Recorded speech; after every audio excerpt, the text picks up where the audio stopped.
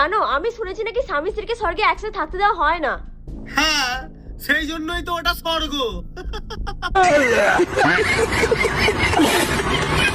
তার মানে তুমি বলতে চাইছো আমার সাথে থাকাটা নরক? না না না, নেভার নেভার, আমি ওটা বলতেই চাইনি। আমি বলতে চাইছি শান্তি শুধু একলাই ভোগ করা যায়। বিয়ের আগে তো বলতে আমি তোমার স্বর্গ, এখন কি হলো? আসলে তখন আমি ভুল বুঝেছিলাম।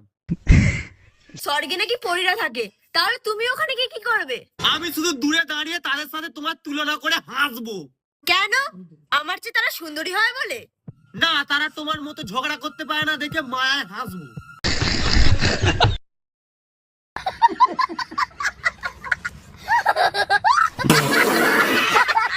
তার মানে তুমি চাও আমিও তোমার পিছু পিছু স্বর্গে যাই? মোটেও না, আমি চাই তুমি দীর্ঘজীবী হয়ে পৃথিবীতেই পড়ে থাকো।